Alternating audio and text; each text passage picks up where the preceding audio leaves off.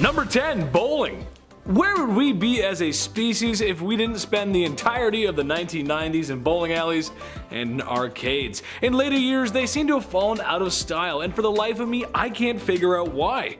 Where else for $20 a person can you spend time in a large building with the heat on, and the youngest people besides you and your friends is a league of retiree bowlers saying questionable things in the lane beside you? A blue carpet with planets and rocket ships has the same amount of character as the musky clown shoes you wear as you approach the snack stand. A waft of radioactive nacho cheese assaults your nose as the bubblegum chewing student behind the counter asks if you want another room temperature domestic beer. Nice. The foam and bacteria forming in your stomach is a classic tale of a bowling alley tucked away in a Midwest snow-covered state. Nice. Now, with my colorful depiction aside, let's get to the history. None of that glory would be possible without the Egyptians. Yes, they invented bowling. No nacho cheese and weird animations on the TV, but it was still bowling. The ball was made of rope and leather, or sometimes rock, as were the pins. Throw it at the pins, simple, that's it. That's bowling. Number 9. Math. Oh, math. You remind me of a simpler time. A time when I was bawling my eyes out while my dad asked me over and over again, "What is 9 times 3?" Expecting me to come up with the answer under the enormous weight of patriarchal pressure. 27, Dad! It's 27! While the ancient Greeks usually get credit for coming up with mathematics, they actually took it from the Egyptians across the Mediterranean.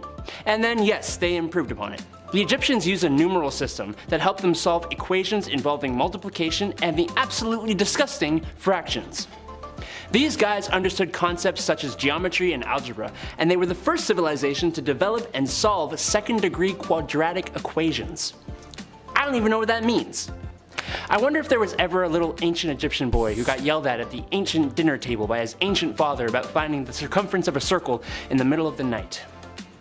Probably. Number 8. Papyrus. I heard Egyptians like paper. Well, you're gonna be doing a lot of paper rolling when you're living in a van down by the river.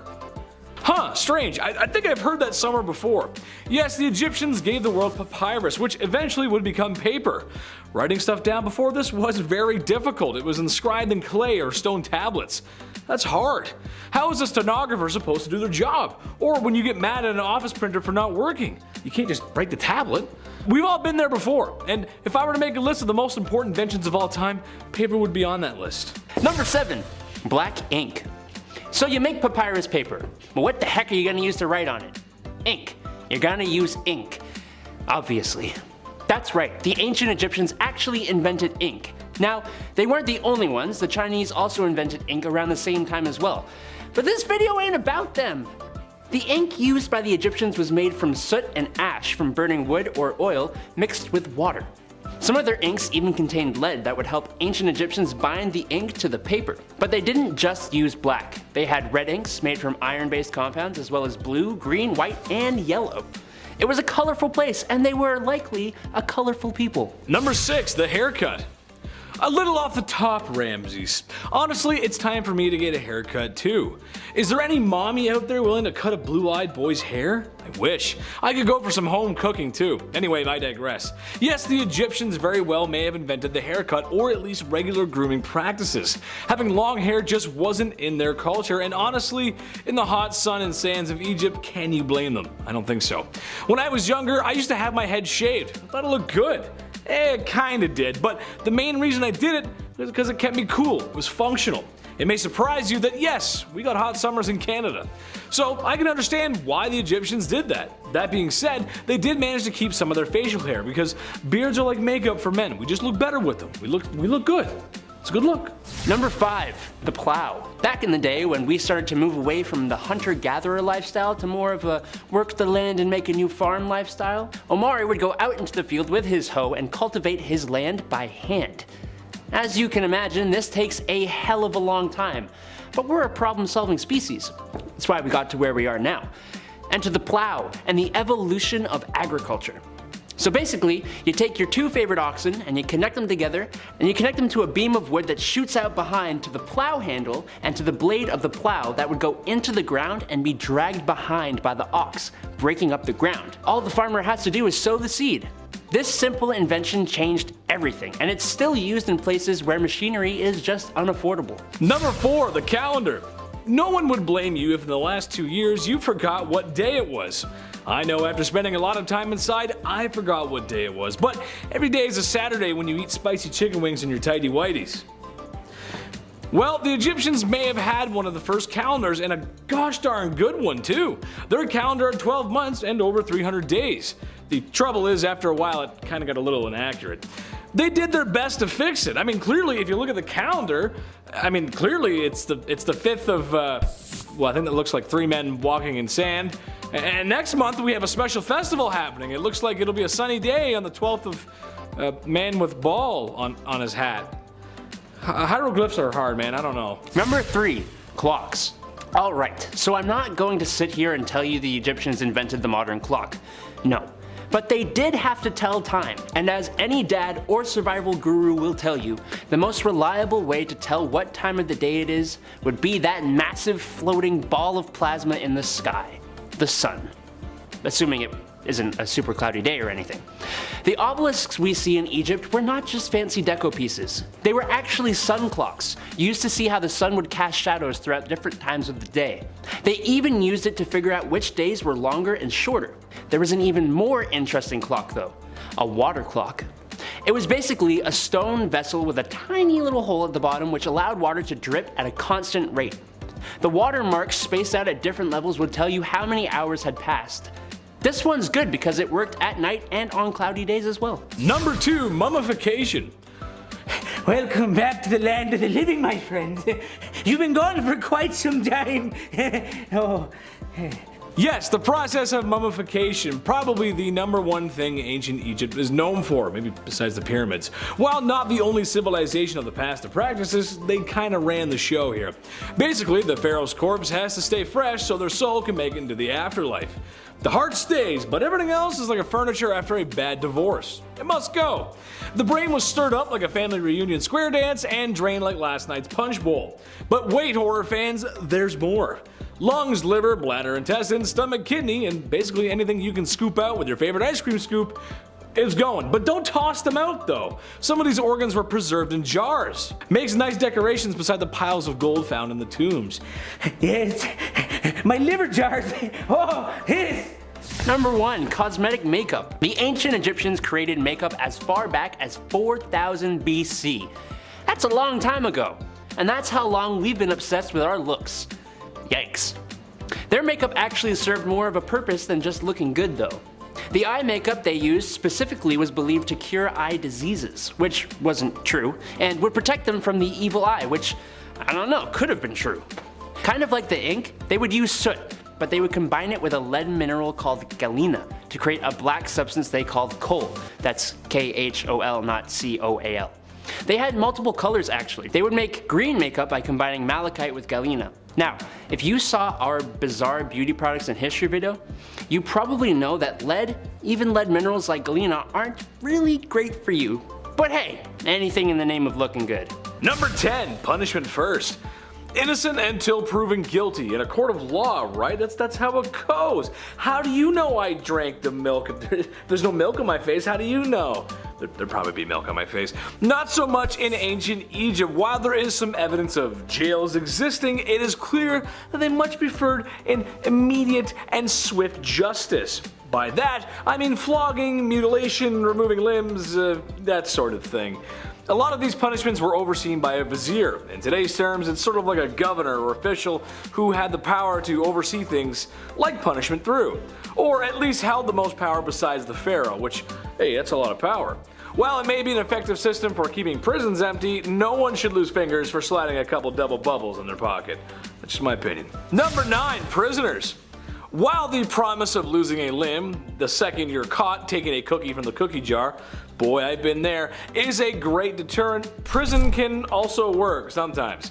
It should be noted that Egypt developed a system of law and order 4,000 years ago, which is, well, a long time ago and very impressive. For anyone taking the bar exam, that should be your answer under why take on law. Because the Egyptians did it first, why not? They did it, it's probably cool. So it makes sense that they did have some prisons.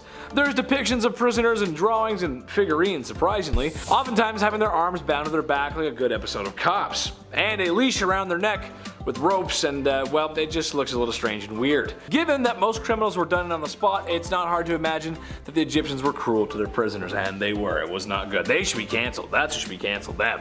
Number 8, court. Believe it or not, they also had some sort of makeshift court as well. Who would have thought? No hammer and gavel, and certainly no Saul Goodman or Judge Judy, but hey, without those, I'd argue what the heck's the point of the American justice system in the first place, right? Ah, boy. But they were simple processes, to say the least. During the Middle Kingdom period, judges were appointed to decide on verdicts before, well, it was usually priests, so I prefer a judge doing that, honestly. Except in this court, no one is legally represented by anyone. Yeah, that's right. There's no lawyers, but there was a jury and there were witnesses. Unfortunately, they were often beaten until, well, they said the truth, or the desired truth. Number 7, police. Bad boys, bad boys. What are you gonna do? Yes, that's right. Ancient Egypt may have had the first police force in history. Who would have thought? I actually didn't know that. I mean, sure, the vizier is great and all, but he can't possibly go around arresting everyone. He'd be at it all day. You can't do that. So it's only natural that you hire a bunch of dudes to do it for you. Can't get them all, but you can get some of them. While they did provide some limited support to communities and crime in towns, most of their arrests were made against those who were a little too greedy and thought grave robbing, well, the many sacred tombs around would make for an easy payday. It didn't. Number 6, bloodhounds and baboons. That's a weird title. This one is so weird, but okay, here we go. We've all seen the movies where there's a crook, a perp, or someone who's trying to outrun the law. Andy Dufresne was right. You gotta crawl through a lot if you want your freedom. I remember Andy Dufresne. Anyway, well, in these scenes there was a good chance that law enforcement has dogs with them. Oh yeah, see, I'm getting somewhere with this. There's also a good chance that those dogs were bloodhounds. Cute dogs actually, but the reason they bring them along is because they have a great nose. They can sniff a scent and follow it for miles, oftentimes leading to the crook. Smart dogs. What if I told you though that this sort of thing existed in ancient Egypt, except that wasn't dogs, it was baboons? Yeah, who would have thought? Yes, that's right, there's depictions of police with baboons assisting in the work with crooks and or criminals. It's all jokes until Diddy Kong shows up to arrest you.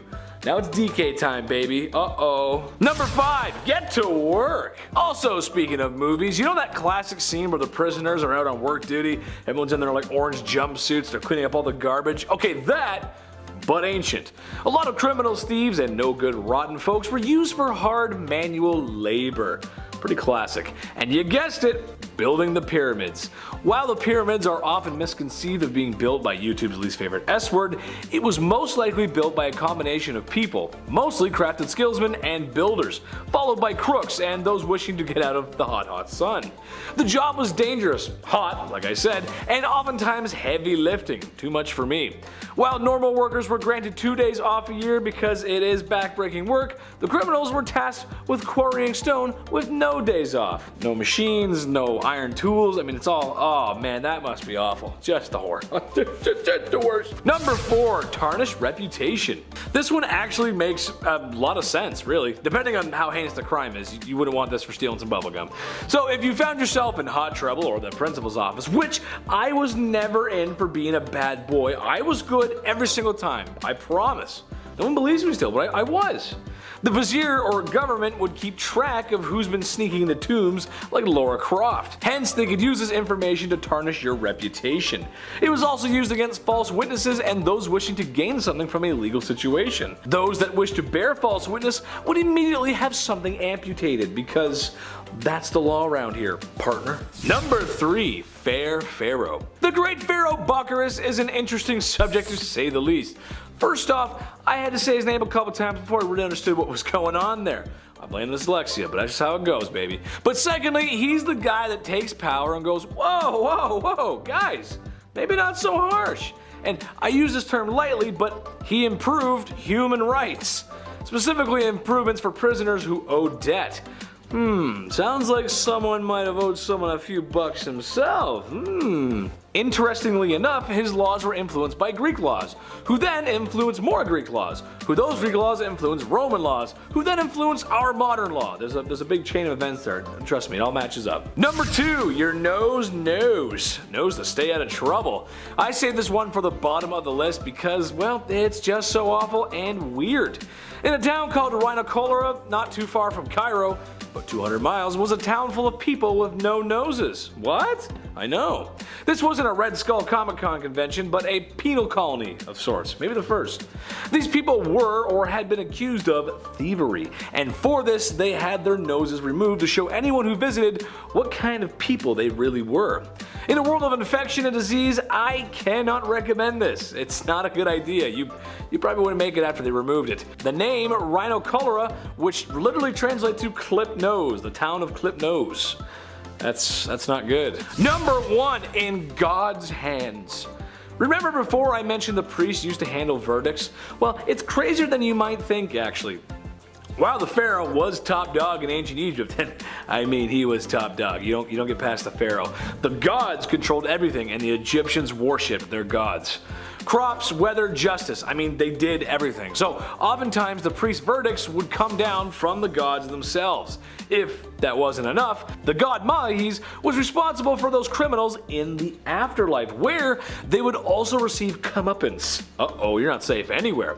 A sort of jail in the sky, if you will. Alcatraz has nothing on that. You're bad here, you're bad in the sky, you're bad everywhere, bad in the afterlife. So that's why, folks, you behave yourselves. Keep your nose, behave yourself. Number 10, grave robbing. Probably the most infamous crime of the time, and today, really. The ancient Egyptians were many things, and that included vain. There's a reason why they got Elizabeth Taylor to play Cleopatra. It all makes sense. The pharaohs of Egypt were buried with immeasurable amounts of treasures, gold, gems, jewels, swords, cats, dogs, just about everything but the kitchen sink. Once the tombs were sealed, the treasure was also sealed in there forever, or so they thought. That wasn't until some crafty thieves broke into the tombs and slipped away with the loot. When a lot of Egypt was being discovered in the 1920s, it was unsure if the loot had been taken 10 years ago or 1,000 years ago. There's not really a way to know. And yes, it still happens to this day, and yes, it's awful. Leave it in there, it belongs to them, please. No looting, don't go looting, please. Number 9, bribery. Given that Egypt was one of the greatest civilizations the ancient world ever saw, it makes sense that they had it all. Currency, law, order. However, sometimes these things just don't mix. Ever seen Better Call Saul? Yeah, exactly. They had a good system for the time, and it was fairly concrete. However, like concrete, over time, there's little tiny cracks that form, aka bribery. Oftentimes when facing serious charges against the pharaoh, there was an option to opt out of your sentence. Just open your wallet and dish out some cash. This has worked in ancient Egypt, medieval Europe, 1920s America, and today. Say what you will, but the almighty dollar does have buying power. Number 8. Unaliving. If women of the evening partake in the world's oldest profession every night, then unaliving is the second thing we ever did. It's not really a profession, but we've been doing it for a long time. It's pretty sad, but it's true. Sure, it's always been frowned upon, but today we have a lot of rules, laws, and regulations regarding said rules, laws, and regulations about unaliving. It's bad, don't do it. It was unfortunately more common than we think back in the day, especially amongst royals in ancient Egypt frothing at the mouth for the throne. But this is something that could have happened to anyone. Plus, in a time before CSI and guys throwing off their glasses to make very obvious low-hanging fruit jokes, well, if you didn't see the crime, then you probably wouldn't catch the crook, so people kinda just got away with it sometimes. Not all the time, but sometimes. Number 7, assassination. Related to my last point, nothing is true, everything is permitted. The creed of the assassins, and one of my favorite video game franchises, at least up until they did Pirates. After that, it was all kind of downhill after that. Well, despite the inaccuracies of the Assassin's Creed series has, like falling from great heights into bales of hay, the first known assassins just may have started in Rome and Egypt. More likely Egypt than spread to Rome, actually. Like a Sith, a lot of these early assassinations were for revenge, personal ambition, power lust, especially in the pursuit of success. Some were even part of larger plans. It's one thing to be violent, sure, but to organize the destruction of a dynasty through the means of your knife, well, it's amazing what a couple inches of steel can accomplish. Who goes there? Someone's knocking on the door. We're good. Okay, anyway, sorry. Number 6, treason. Law and order in Egypt were associated with something called mahat. I believe that's how you say it, which refers to truth and justice within society. Like I said before, great idea, great start, but more often than not, the ancient Egyptians had to fight off a lot of treason and corruption. More than they like to admit it. Like when King Ramses III chose the heir to his throne, and well, it wasn't who his wife had picked out, so there was going to be problems. There was a lot of wives, sons, and breeding. There's confusing lines. So, in order to get what she wanted, she was going to stab him in the back. Literally. Well, her plot was unfoiled, and her and all the conspirators were immediately unalived as punishment. There wasn't even a burial service, as they were all thrown in the river afterwards. No amount of money or bribery could save them there. Number 5, thigh or leg. Ever sit down at the holiday dinner table and your uncle's cutting the turkey and says, "Are you a thigh man or are you a leg man?" Except he says the same thing every Christmas, and you can't wait for him to say it because that means you're another second closer to not being there. Anxiety's a heck of a thing, man. I don't have anxiety that bad. I'm just trying to relate to some of the people out there. I feel like I've been there with you. I don't know. Well, this was no Christmas, and this certainly was no turkey, but people we're talking about here. Yeah, we're talking about people. When someone was found to have done a serious enough crime, but not serious enough to be unalived, the authorities met in the middle by taking a leg. Oh, God, that's awful. Now, some of you might be thinking, well, I guess it's not that bad. You lose a leg and you move on. But imagine being held down and someone hacking your leg off with a bronze tool because steel doesn't exist yet. Oh, awful. Awful. No good. No painkillers. Number 4, homework. Homework, homework, homework. Homework, homework. Love it or hate it. Well, I actually hate it, and so do most of my friends. Some say it's needed in a modern world to teach efficiently, some argue it doesn't do anything at all. I did my homework 90% of the time, believe it or not, and I know some of you are going to comment and say, "Oh, Chetty, no you didn't." I did, I really did. But when I didn't, I would usually come in and charm my way out of it. "Hi, Miss Middleton, you look great today. You're the best." It worked most of the time. What can I say? Usually on the female teachers, it didn't work on the male teachers though. But the worst that would have happened is that I would lose a % off my grade here or there, but I just make it up back on the test, no problem. Well, scribes in ancient Egypt weren't so lucky. They were very important as they were literally the writers of the time. They described the history. It's pretty cool actually. However, if they chose to stay up all night and play Call of Duty like I did, well, their punishment was a more of the violent physical variety and not so much the stern talking to or "I'm going to phone your mother" variety. My mom didn't care. Number 3, caning.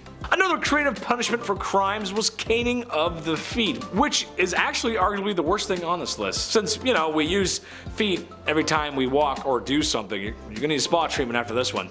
A very simple process. The person is strapped down, feet exposed. A governing official then takes as many lashes to the feet as required. Painful, humiliating, and possibly dangerous. Cuts could lead to infection as we're walking around in heat, sweat, and, well, some folks, if you were poor enough, just didn't have shoes. The worst I ever got was a couple minutes in the timeout corner, except that my mom felt bad because I looked really cute and I was sad, and everything was fine. No spanking required. I was a good boy, I promise. Some people don't think I was a good boy, but I really was a good boy.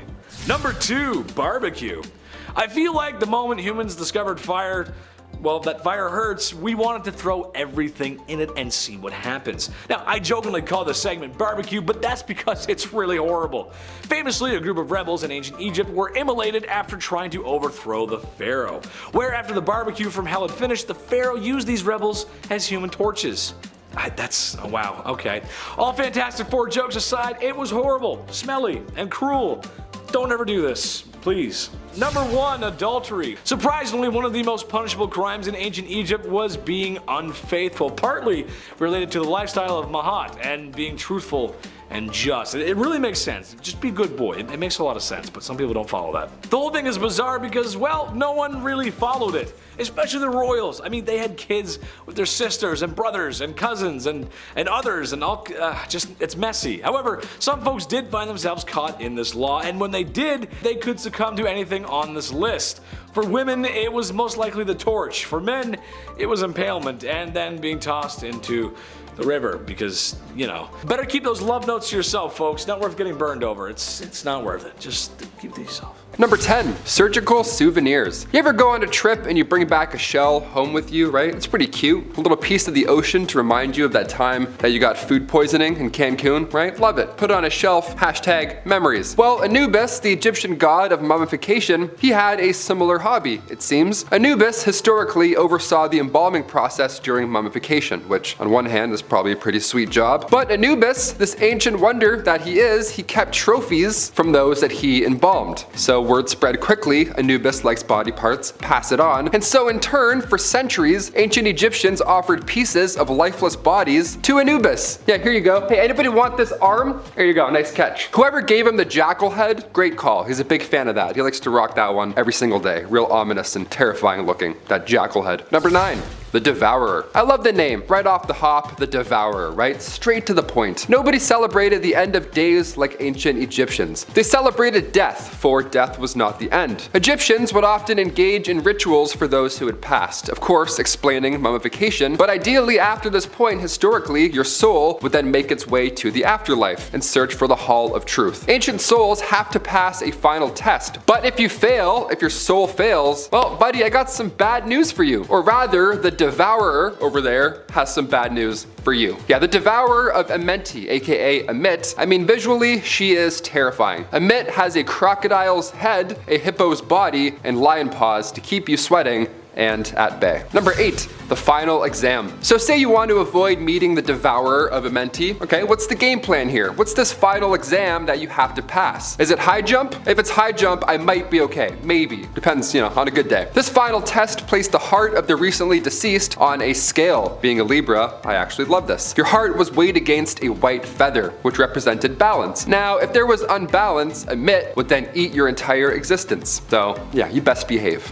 Hit that thumbs up or else, you know. Number 7, first for everything. Egyptian gods created other Egyptian gods in creative and beautiful ways. Egyptian mythology says the first ever god, Ra, was born out of the sea. Ra, or Autumn, was eager on having children and creating other gods. But without a partner, and being alone in the universe and all, the process can be quite difficult. It's a lonely road being a god and all, so mythology also shows that Ra did end up having children. He created Shu, the god of air, and Tefnut, the goddess of moisture. But in order to do so, Ra had to breed with his own shadow. Yeah, his shadow, like Peter Pan, you know what I mean? And in order to give birth, said children were spat out of Ra's mouth. That's pretty bad. That's pretty crazy, but it's still not as crazy as a seahorse giving birth. Yeah, I'd rather witness Ra giving birth out of his mouth than a seahorse any day. You shoot them out by the millions. Number 6, the Lady of Terror. If Ra has you shaking in your boots, wait until you hear about the Lady of Terror. Okay, again, great name. Sekhmet is a lion-headed goddess, so again, appearance-wise, pretty jarring to come across. Now, this goddess got the nickname by controlling diseases. Now, on paper, that sounds like something we could definitely benefit from. But Sekhmet could also spread pestilence and plagues against anybody who pissed her off. So, yeah, not ideal. Imagine if your ex could control plagues and pestilence. You know what I mean? Wouldn't be a good time. You'd be Sekhmet's name is derived from the Egyptian word for power, which is just what you want in your local physician. Nice. Number 5, scarab worship. Ancient Egyptians worshipped scarabs, aka dung beetles, the ones that roll a poop. Yeah, you know them. When we think of animals in relation to ancient Egyptians, we always go to cats first. But really, it was dung beetles that Egyptians couldn't keep their hands off. They were also known as scarabs back in the day, but Egyptians would observe these scarabs rolling around these balls of dung, and they would roll them along the ground until suddenly each beetle disappeared into their hole. Now, ancient Egyptians compared these patterns to that of the sun, which of course leaves at the end of our day, spoiler alert, and the god Khepri was depicted as a man with a massive scarab as a head, and he was also responsible for rolling the sun across the sky every day, and then of course he'd put it back into his little hole. Number 4, sweat perfume. This next one here reminds me of Gwyneth Paltrow's Goop. You ever hear of that? Google that after you're done here. What a ride that is. Here we go. Ra, the Egyptian sun god, he was born from a giant body of water when life first began. I mentioned this earlier in our list. You remember the whole,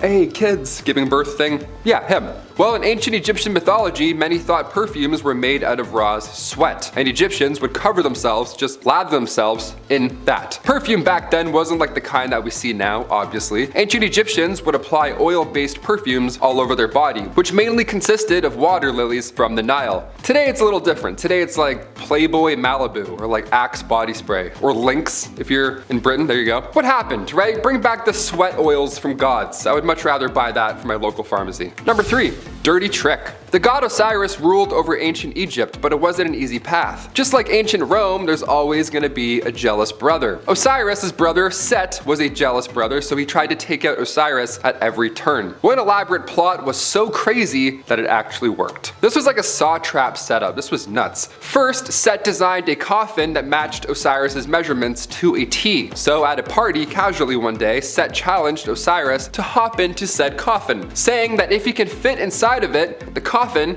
is then his. You know, like a gift. Like a gift coffin. I always wanted one of those for the holidays. So for some reason, Osiris accepted the challenge, he jumped in, and as soon as Osiris got into the coffin, Set locked him inside, threw the coffin in the Nile River. Yeah, and in turn, Set then took over control of Egypt. So if any of your coworkers want to show you a coffin in the break room, you should respectfully decline that offer. Number 2, Heart Eater. Like I mentioned earlier with the goddess of plagues, ancient Egyptians saw their gods as helpful healers, but at the same time, you know, balance, they would be quite dangerous. Khonsu, for example, the god of the moon, is famously known as the god of healing. Now, if you watched Moon Knight on Disney Plus, this should ring a bell. Khonsu also had a reputation for eating human hearts. I mean, ironically, it's the perfect scenario. It's quite balanced, right? Amit would be happy with this one. He heals, but he also eats hearts. So it's like, which H are we gonna get, right? The healing heart or the hungry heart? And finally, number 1, pet party. Are you a pet owner? If so, comment down below. I want to see what animals are running about. Which animals fill your house? We were always a dog family growing up. My aunt has 3 pugs. It's really the dream come true. I want 3 wiener dogs. That's really my goal in life. But ancient Egyptians, they fancied a house pet or two, and they were a little different. Egyptians saw animals as incarnations of the gods. The very concept of having a pet came from ancient Egyptians. Egyptians were of course fans of cats. That's common knowledge at this point. But did you know that they also had the same idea for hawks, lions, dogs, and even baboons? I thought dogs doing their business inside of the home was annoying, but a lion? Imagine waking up to that. I'd be like, ugh, where do I even start? Many of these animals were often mummified and buried with their owners after they had died, just like how today many owners cremate their pets. The little paw print on the tiny vase, it's always so sad. You're like, oh, who's this? Ugh. I'm not sure I would mummify a Shih Tzu, but you know, hey, whatever floats your boat, go for it. Other creatures were also specifically trained to work as helper animals. Ancient Egyptian police officers would use dogs and monkeys to help patrolling. Imagine that. Imagine you steal bread for your family and you look back and a baboon is chasing you down. Number 10, Hathor. The goddess Hathor was originally created by her dad, Ra, as a destroyer of men. She was supposed to punish all those who were disobedient to him. But then Ra was like, nah, I don't really like that idea. He just kind of changed his mind and decided to make her the exact opposite. Instead, the goddess of love. But she kind of loved killing men, and like even he couldn't stop her. So one night he gave her what was supposed to be a mug of ale, but actually made it like a special kind of blood, and she got so drunk off of it that she got too tired out to kill anymore and therefore became the goddess of love. Drunk in love, am I right? Her cult was centered in Dendera, where she was also seen as the goddess of fertility and childbirth. When the Greeks occupied Egypt, they compared her with the goddess Aphrodite. But unlike the voluptuous woman Aphrodite was depicted as, Hathor came in 3 forms, and I bet you can't guess which. She was depicted as either a woman with a cow's ears, wearing the headdress of a cow, or just a cow. Moo. Number 9, the beginning of the world. What an inventive way to imagine the beginning of things. I mean, the Big Bang is still pretty crazy too, but hey, here we go. Freaking love how much magic is in these stories. Like, I'm in, because that's all there was at the beginning of the universe according to the ancient Egyptians. Just swirling darkness, chaos, and magic. Heka, the god of magic, was the only thing that existed, waiting for the opportune moment to begin. Then a hill showed up called Ben Ben, and out of which the god Atum erupted from. He was lonely, so he mated with his own shadow to give birth to 2 children, Shu and Tefnut. Shu gave life, Tefnut gave order. They left their father to build the world, but they were gone so long he took out his eye and sent it to search for them. In the meantime, he just kinda sat there contemplating eternity all alone. It was really sad. This guy sounds like Zeus mixed with Eeyore. Anyways, his kids came back and he was so happy he wept tears of joy, and out of which were born men and women. They also brought his eye back, so that was nice. Number 8. Light as a feather. So unlike a lot of religions we've heard of, there wasn't really a concept of hell in Egyptian mythology. It was either you were worthy of heading into the afterlife or you weren't. Mat was the goddess of harmony and supported the belief that if harmony was disrupted, it must be restored. Every ancient Egyptian myth in some form follows this format. But the most important role she played was in the afterlife. When the soul left the body, it would appear in the Hall of Truth in order to stand judgment before Osiris. The heart would be weighed on a golden scale against Mat's white feather. If the heart was heavier, it would be devoured by a monster and the soul would disappear. If it was lighter, then you could go live in eternal bliss. So instead of several layers of burning torment, souls in Egypt instead faced eternal darkness and unconsciousness. The idea of non-existence was more terrifying than being cut up by demons. Number 7. Osiris and Isis. Okay, so we aren't strangers to deities being a fan of incest. It was kind of like how they multiplied, and ancient Greeks were okay with it, kind of, but they kind of weren't. Anyways, the Egyptian gods were no exception. Isis and Osiris were 2 of the 4 children of the goddess of Nut. Isis and Osiris were married and actually really in love. They dug each other. When Osiris rose to the throne as the eldest sibling, his brother Set was pretty jealous. So he took the life of his own brother, cut him into little pieces, and scattered them all over Egypt. He really wanted to make sure the guy was dead. But then Isis wasn't someone you wanted to mess with. She had great magical powers capable of restoring life. She collected all of the pieces of her brother/husband and breathed life back into him. Osiris returned to life and they made all the love and then soon conceived a child named Horus. However, Osiris couldn't return to the land of the living, so he had to stay and rule over the underworld. So his son Horus was left to get revenge, and we'll get to that later. Number 6. Anubis. Now, I think in Western films that depict ancient Egypt, like The Mummy Returns, the god Anubis is often associated with the underworld. You know, that creepy half-man, half-jackal creature who appears to walk out of your nightmares? Like, he's so creepy. Well, he did used to run the underworld until Osiris took over, but he was actually the god of mummification and the afterlife. So, not wrong, but not the whole story. Anubis was the son of Nephthys and Set. Well, kind of. Nephthys actually never conceived the child with Set. She kind of had the hots for Osiris. So she disguised herself as Isis and made love to him that way, and then Anubis came to life. That may have been one of the reasons Seth attacked Osiris in the first place, as his suspicions rose. But it was actually Anubis who helped Isis piece together Osiris, creating the first mummy. Fun fact, during the Greek rule of Egypt, Anubis and Hermes were seen kind of as the same, the people who ferried the dead to the underworld. Oh, sorry, and a point. Anubis was actually the one who weighed people's hearts, so he used the feather, the thing, you know what to do. He was responsible for doing that. Number 5, Horus and Set. Speaking of Horus, earlier, remember how I said Horus had to take over defending his father? Well, here is where this story begins. When Horus grew up to be a man, he pulled a Hamlet. He was like, "You killed my father, prepare to die." Thus a series of battles ensued, and one of the gods didn't play fair. Set kept cheating at everything and continued to come out as victor. Not surprising, since he didn't earn his way on the throne, he killed for it, kind of like a certain Claudius. Eventually, Isis stepped out to help her son/nephew overcome her brother. She set a trap for Set, but after some pitiless begging for his own life, she let him go. Horus was pissed, so angry some of the other gods got upset that he was so angry. They agreed to compete in a final boat race, and Horus was like crushing it. He was doing really well, he was about to win, but then of course Set cheated by turning into a hippopotamus and attacked the boat, therefore claiming victory once again. Osiris finally showed up and declared that no man should take the throne through murder.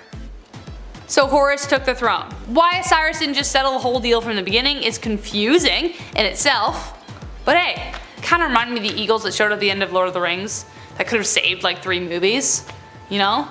Kinda like that. Anyways, let's move on. Number 4, Ra and his boat. Ra is one of the most revered gods in Egyptian mythology, especially since he was the god of the sun. He was depicted as a man with the head of a falcon. That kind of makes sense. He was once the greatest of all gods, but had to take a step back after he got too old and tired, and especially considering his task, I can see why. His job was to drive away darkness and sail across the skies, delivering light wherever he went. But at night, he would dive into the underworld and have to cross 12 gates. 12 hours, an hour per gate. After paying his respect to Osiris every night, a giant snake named Apophis tried to attack and swallow the boat. Every night! Poor guy, no wonder he got worn out. Every day it got harder to defend, and even one night, Apophis succeeded, but could only hold the sunlight for so long. She threw it up, which explained solar eclipses. After Set was cast out after the whole nephew battle, he ended up serving Ra in his boat and kept the snake at bay, but there's something confusing coming later that I think you'll agree is very confusing, so here we go. Coming up next we have Bast, number 3. Have you ever had a cat look you up and down and kind of like expect something? Like worship? You know? Are you a cat person? Dog person? Let me know in the comments. Well, that's because cats were a big deal in Egyptian mythology. They even had their own goddess. Bastet was a cat goddess depicted as a woman with a cat's head. Cats had a meaningful role in ancient Egypt as they protected their food from rats and snakes. They were even seen as family members, and to harm one was punishable by death. Legend says that sometimes cats would enter burning buildings to save their families. If they died, the goddess would bring them back to life, hence the idea of cats having 9 lives.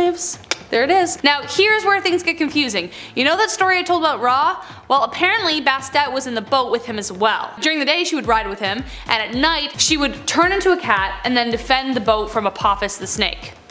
But I thought that was Set. So many conflicting things. I saw like a couple different stories who said each thing was different, so who knows. Number 2, Jeb and Nut. Yet another sibling partnership. We have Jeb and Nut. They fell deeply in love and could never be separated. They were that couple who would like constantly be like, oh my god, stop, right next to each other at dinner, you know what I mean? Jeb was the god of the earth and Nut was the god of the sky. A previously mentioned god, Atum, found their union inappropriate, so he pushed Nut into the sky far away from Jeb. He just didn't like being a third wheel. Jeb and Nut were close enough to see each other, but could never hold each other again. And she gave birth to Osiris, Isis, Set, and Nephthys. Some say Horus too, but I don't think that's true. Number 1, the treasure thief. Okay, I don't know how I feel about this story, okay? This doesn't really feel like harmony is in balance, but anyways. The treasure thief ends in a way I really didn't expect, and I'm not sure you will either. Long ago, a great pharaoh with a wealth of riches decided to build a pyramid in which to keep them safe. One of the builders was wise to his plan and decided to find a way to claim them for himself. He built a stone vault with a hidden entrance covered by a slab so he could get to the riches. But unfortunately, he fell ill before he could return, so he told his sons of his plan. The sons headed to the pyramid in the dead of night, following their father's order. But, unbeknownst to them, the pharaoh had laid booby traps and one brother was caught in one. Not wanting to be found or interrogated, revealing his other brother, he told his brother to chop his head off. Ugh, that he did. Loyalty? I don't know. The pharaoh, upon finding the body, hung it up in the town square in the hopes of like weeding out whoever it belonged to. But the other brother, being so clever, got the guards drunk and stole back his brother's body in the dead of night. The pharaoh was like, I'm not even mad, I'm just impressed. He gave the thief a pardon, summoned him to the square, and gave his daughter to marry him. Yeah dude, you tried to steal my jewels? Don't worry about it. Have my daughter, because you're so talented at your job. Great work. Number 10, overshadowed and the beard. Hatshepsut for a long while was content to play the supporting role among Egypt's royals, but when she decided she wasn't anymore, things took a turn. She was the daughter of Thutmose I and wife/sister to her half-brother Thutmose II. I know, don't worry, I'll address it later in the video, stay tuned. When he died in 1479 BC and left their son as heir, she took on the role as regent to Thutmose III, but she basically just acted as the rightful ruler. As the young king came of age finally, she declared herself pharaoh. The strangest part was that she chose to portray herself in pictures as a man with a male body and a false beard. She said that the god Amun was her father and insisted that he commanded her to take charge of Egypt. Who's gonna argue with a god, right? But no one could quite explain the issue with the beard. Nevertheless, during her reign, it was a time of peace and prosperity for Egypt. Number 9, Sesostris. Sesostris was one of the greatest military commanders in Egyptian history, who was celebrated for the extent of his conquests. He stretched the kingdom further than anyone before him, but he was not without his quirks. According to accounts by Herodotus, Sesostris left pillars on every battlefield. Along with the usual bragging and boasting of how he won, he would carve into them images of genitalia, like people do on the bathroom stalls, you know? If he thought that his enemy fought valiantly, he carved a. If he thought they didn't put much of a fight, he would carve a. Great. Yeah, that just goes to show what he thought about things. The latter was a sign of disrespect for his subdued enemies, while the other was a sign of honor, like, hey man, you stuck it to me. Apparently, some even stood the test of time, lasting over 1500 years and seen firsthand by Herodotus himself. For those of you who don't know, for reference, Herodotus is considered as the father of historians, one of the very first to take up the task. Number 8. Ceremonial seating. The whole idea behind the pharaohs was that they were direct descendants from the gods themselves. Therefore, they too had deific powers and had the capability of restoring life to the land. The Nile River had significant importance to the people of Egypt. It provided fertile soil and water irrigation. It was pretty awesome. In order to ensure its abundance would continue, pharaohs would organize a festival where they would ceremoniously fill it with their seed. Yeah. Some historians believe that this was in honor of the creation story of how life came to be, and therefore it was kind of like a fertility festival. Crowds would gather at the Nile and await the arrival of their pharaoh. They would then disrobe and give their pleasure into the river to ensure its bounty. Some historians say it was just the pharaoh who did this, while others say that the men joined in after. Evidence still remains pretty slim as to whether this really did happen, so take this one with a grain of salt, but that's not to say that there isn't any evidence at all that it did happen. So there. Number 7. Deliver me naked. Cleopatra is known as one of the most beautiful women in history, but this could be due to how she used her feminine wiles to get what she wanted. Her beauty and cunning became renowned as a result. While other queens, like the one I mentioned before, concealed their beauty, Cleopatra was all about showing it off, cause girl, if you got it, flaunt it. In order to help secure the political ally and power connected to Caesar, Cleopatra knew how to make an entrance and knew how to win over a guy. It's pretty easy. He was around 52 when they met, and the Egyptian queen was just like 20 and in her prime, so she looked great. She smuggled herself into Alexandria, where Caesar was staying, had her servant tie her up in a bed sack, naked, and carried indoors to Caesar, and she was like, have at her, buddy. In other words, she wrapped her naked body in a carpet, made Caesar's jaw drop to the floor, and secured one of the most beneficial unions on the spot. Honestly, not really messed up. Kind of badass. Honestly, just do your thing. Work it, girl. I dream of having that confidence with my clothes on. You know what I mean? Go girl, you got this. You get that empire. Number 6. Cats and the battle. Ancient Egypt would have welcomed the film adaptation of Cats, unlike the rest of the world, with open arms, and probably would have built a shrine to it. Giant human cats eating human cockroaches would be revered.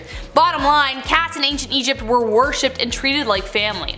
It was considered a crime punishable by death to harm one due to the belief in the goddess Bastet. One pharaoh even risked losing a battle because of cats themselves. The Battle of Pelusium of 525 BCE between Pharaoh Psamek III and the Persian king Cambyses II resulted in the first Persian conquest of Egypt, all because of cats. Cambyses took advantage of the cat-loving side of Egypt and used hostages of cats and animals as leverage. So they were just kind of like, well, we can't fight if the cats are let loose. What are we gonna do? We can't kill the cats. And that's how they lost that battle. Number 5. Honey-coated. Who here hates bugs bothering them in the summer? Unless they're a bumblebee, because we love bumblebees here, right guys? But me too. No one likes the buzzing of bloodsuckers nipping at your skin while you're chilling out on the beach or barbecue. Well, guess what? Egyptian pharaohs hated it too, except they didn't have bug spray. So what did they do? Well, you know the phrase, you can catch more flies with honey than vinegar?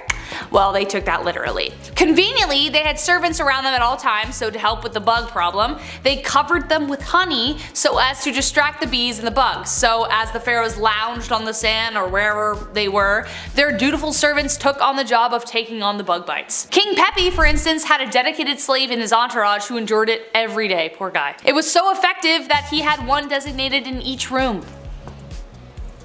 Poor guys. Number 4. Assassins. This wasn't necessarily something that he did, but something that happened to him that was pretty messed up. As you can guess from the title, it involved assassins. Ramses III had a lot on his plate during his reign. There were this group of seafarers trying to destroy everyone, the tomb builders did their first labor strike over wage delays, I get you, the economy was deteriorating, weather was devastating food production, things were corrupt as hell, and on top of all this, his secondary wife Ta hated his guts. She, along with a dozen members of his harem, the head of the treasury, a military captain, a butler, the butler did it, and the chief royal chamberlain, hatched an assassination plot. In 2012, researchers used a high-powered CT scanner on Ramses' mummy and saw a massive throat gash covered by an amulet said to have healing powers. The researchers summarized that an assassin cut through Ramses' esophagus and trachea, killing him practically instantly because he probably would have just let out that fast. Some other research suggests that this happened before the other assassination plot unraveled, but either way, not a good way to go. Number 3. Till death do us part. Remember that thing I mentioned at the beginning? Well, if you were a servant to a pharaoh in ancient Egypt, you were hoping that your dude lived a long time because once they bite the dust, so did you. Now keep in mind, ancient Egyptians believed strongly in the afterlife, so when you died, you didn't just disappear, you literally just traveled to another world.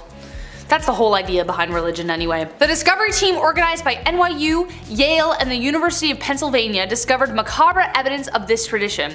While excavating the mortuary ritual site of Pharaoh Aha, they found 6 graves not far from his tomb. They were skeletons of court officials, servants, artisans who appear to have been sacrificed to serve the pharaoh in the afterlife. Aha's successor, Djir, had more than 200, which are also presumed to be sacrificial burials as well. Number 2. Marrying your siblings. Again, remember the thing I mentioned before and now I'm actually getting to it? I promised, and here we are. Not so long ago, it was normal to court your very own cousin, but today that would be considered a very large taboo.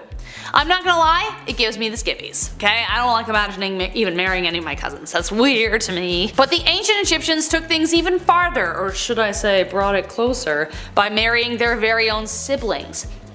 Hey, that's one way to guarantee that the line will stay in the family. But knowing what we know about the genetic pool being too close and the complications that can arise, there's things that can go wrong.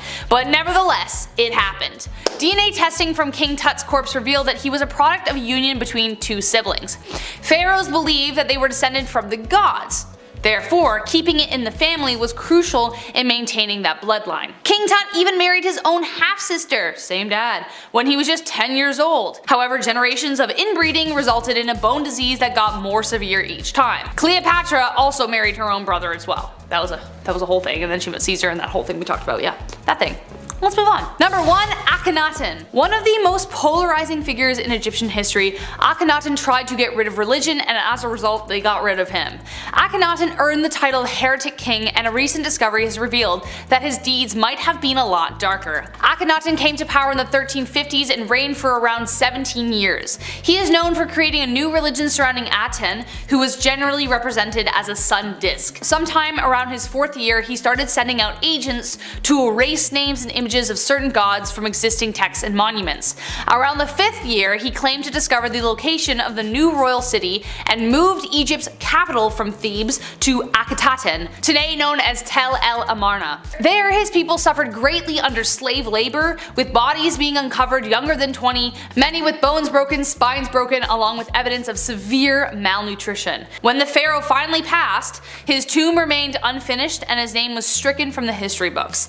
At least now, we can see why. Number 10. Overshadowed and the beard. Hatshepsut for a long while was content to play the supporting role among Egypt's royals, but when she decided she wasn't anymore, things took a turn. She was the daughter of Thutmose I and wife/sister to her half-brother Thutmose II. I know, don't worry, I'll address it later in the video, stay tuned. When he died in 1479 BC and left their son as heir, she took on the role as regent to Thutmose III, but she basically just acted as the rightful ruler. As the young king came of age finally, she declared herself pharaoh. The strangest part was that she chose to portray herself in pictures as a man with a male body and a false beard. She said that the god Amun was her father and insisted that he commanded her to take charge of Egypt. Who's gonna argue with a god, right? But no one could quite explain the issue with the beard. Nevertheless, during her reign, it was a time of peace and prosperity for Egypt. Number 9. Sesostris. Sesostris was one of the greatest military commanders in Egyptian history, who was celebrated for the extent of his conquests. He stretched the kingdom further than anyone before him, but he was not without his quirks. According to accounts by Herodotus, Sesostris left pillars on every battlefield. Along with the usual bragging and boasting of how he won, he would carve into them images of genitalia, like people do on the bathroom stalls, you know? If he thought that his enemy fought valiantly, he carved a If he thought they didn't put much of a fight, he would carve a Great. Yeah, that just goes to show what he thought about things. The latter was a sign of disrespect for his subdued enemies, while the other was a sign of honor, like, hey man, you stuck it to me. Apparently, some even stood the test of time, lasting over 1500 years and seen firsthand by Herodotus himself. For those of you who don't know, for reference, Herodotus is considered as the father of historians, one of the very first to take up the task. Number 8. Ceremonial seating. The whole idea behind the pharaohs was that they were direct descendants from the gods themselves. Therefore, they too had deific powers and had the capability of restoring life to the land. The Nile River had significant importance to the people of Egypt. It provided fertile soil and water irrigation. It was pretty awesome. In order to ensure its abundance would continue, pharaohs would organize a festival where they would ceremoniously fill it with their seed. Yeah. Some historians believe that this was in honor of the creation story of how life came to be, and therefore it was kind of like a fertility festival. Crowds would gather at the Nile and await the arrival of their pharaoh. They would then disrobe and give their pleasure into the river to ensure its bounty. Some historians say it was just the pharaoh who did this, while others say that the men joined in after. Evidence still remains pretty slim as to whether this really did happen, so take this one with a grain of salt, but that's not to say that there isn't any evidence at all that it did happen. So there. Number 7. Deliver me naked. Cleopatra is known as one of the most beautiful women in history, but this could be due to how she used her feminine wiles to get what she wanted. Her beauty and cunning became renowned as a result. While other queens, like the one I mentioned before, concealed their beauty, Cleopatra was all about showing it off, cause girl, if you got it, flaunt it. In order to help secure the political ally and power connected to Caesar, Cleopatra knew how to make an entrance and knew how to win over a guy. It's pretty easy. He was around 52 when they met, and the Egyptian queen was just like 20 and in her prime, so she looked great. She smuggled herself into Alexandria, where Caesar was staying, had her servant tie her up in a bed sack, naked, and carried indoors to Caesar, and she was like, have at her, buddy. In other words, she wrapped her naked body in a carpet, made Caesar's jaw drop to the floor, and secured one of the most beneficial unions on the spot. Honestly, not really messed up. Kind of badass. Honestly, just do your thing. Work it, girl. I dream of having that confidence with my clothes on. You know what I mean? Go girl, you got this. You get that empire. Number 6. Cats and the Battle. Ancient Egypt would have welcomed the film adaptation of Cats, unlike the rest of the world, with open arms, and probably would have built a shrine to it. Giant human cats eating human cockroaches would be revered. Bottom line, cats in ancient Egypt were worshipped and treated like family. It was considered a crime punishable by death to harm one due to the belief in the goddess Bastet. One pharaoh even risked losing a battle because of cats themselves. The Battle of Pelusium of 525 BCE between Pharaoh Psamtik III and the Persian king Cambyses II resulted in the first Persian conquest of Egypt, all because of cats. Cambyses took advantage of the cat-loving side of Egypt and used hostages of cats and animals as leverage. So they were just kind of like, well, we can't fight if the cats are let loose. What are we gonna do? We can't kill the cats, and that's how they lost that battle. Number 5. Honey-coated. Who here hates bugs bothering them in the summer? Unless they're a bumblebee, because we love bumblebees here, right guys? But me too. No one likes the buzzing of bloodsuckers nipping at your skin while you're chilling out on the beach or barbecue. Well, guess what? Egyptian pharaohs hated it too, except they didn't have bug spray. So what did they do? Well, you know the phrase, you can catch more flies with honey than vinegar? Well, they took that literally. Conveniently, they had servants around them at all times, so to help with the bug problem, they covered them with honey so as to distract the bees and the bugs. So as the pharaohs lounged on the sand or wherever they were, their dutiful servants took on the job of taking on the bug bites. King Pepi, for instance, had a dedicated slave in his entourage who endured it every day, poor guy. It was so effective that he had one designated in each room. Poor guys. Number 4. Assassins. This wasn't necessarily something that he did, but something that happened to him that was pretty messed up. As you can guess from the title, it involved assassins. Ramses III had a lot on his plate during his reign. There were this group of seafarers trying to destroy everyone, the tomb builders did their first labor strike over wage delays, I get you, the economy was deteriorating, weather was devastating food production, things were corrupt as hell, and on top of all this, his secondary wife Ta hated his guts. She, along with a dozen members of his harem, the head of the treasury, a military captain, a butler, the butler did it, and the chief royal chamberlain, hatched an assassination plot. In 2012, researchers used a high-powered CT scanner on Ramses' mummy and saw a massive throat gash covered by an amulet said to have healing powers. The researchers summarized that an assassin cut through Ramses' esophagus and trachea, killing him practically instantly because he probably would have just let out that fast. Some other research suggests that this happened before the other assassination plot unraveled, but either way, not a good way to go. Number 3. Till death do us part. Remember that thing I mentioned at the beginning? Well, if you were a servant to a pharaoh in ancient Egypt, you were hoping that your dude lived a long time because once they bite the dust, so did you. Now keep in mind, ancient Egyptians believed strongly in the afterlife, so when you died you didn't just disappear, you literally just traveled to another world. That's the whole idea behind religion anyway. The discovery team organized by NYU, Yale, and the University of Pennsylvania discovered macabre evidence of this tradition. While excavating the mortuary ritual site of Pharaoh Aha, they found 6 graves not far from his tomb. They were skeletons of court officials, servants, artisans who appear to have been sacrificed to serve the pharaoh in the afterlife. Aha's successor, Djir, had more than 200, which are also presumed to be sacrificial burials as well. Number 2. Marrying your siblings. Again, remember the thing I mentioned before and now I'm actually getting to it? I promised, and here we are. Not so long ago, it was normal to court your very own cousin, but today that would be considered a very large taboo. I'm not gonna lie, it gives me the skippies, okay? I don't like imagining even marrying any of my cousins, that's weird to me. But the ancient Egyptians took things even farther, or should I say brought it closer, by marrying their very own siblings. Hey, that's one way to guarantee that the line will stay in the family. But knowing what we know about the genetic pool being too close and the complications that can arise, there's things that can go wrong. But nevertheless, it happened. DNA testing from King Tut's corpse revealed that he was a product of a union between 2 siblings. Pharaohs believed that they were descended from the gods. Therefore, keeping it in the family was crucial in maintaining that bloodline. King Tut even married his own half-sister, same dad, when he was just 10 years old. However, generations of inbreeding resulted in a bone disease that got more severe each time. Cleopatra also married her own brother as well. That was a whole thing, and then she met Caesar and that whole thing we talked about, yeah, that thing. Let's move on. Number 1. Akhenaten. One of the most polarizing figures in Egyptian history, Akhenaten tried to get rid of religion and as a result they got rid of him.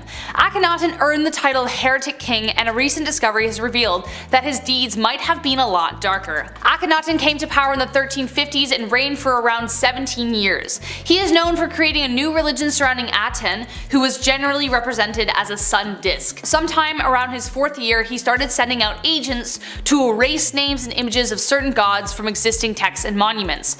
Around the 5th year, he claimed to discover the location of the new royal city and moved Egypt's capital from Thebes to Akhetaten, today known as Tel El Amarna. There, his people suffered greatly under slave labor, with bodies being uncovered younger than 20, many with bones broken, spines broken, along with evidence of severe malnutrition. When the pharaoh finally passed, his tomb remained unfinished and his name was stricken from the history books.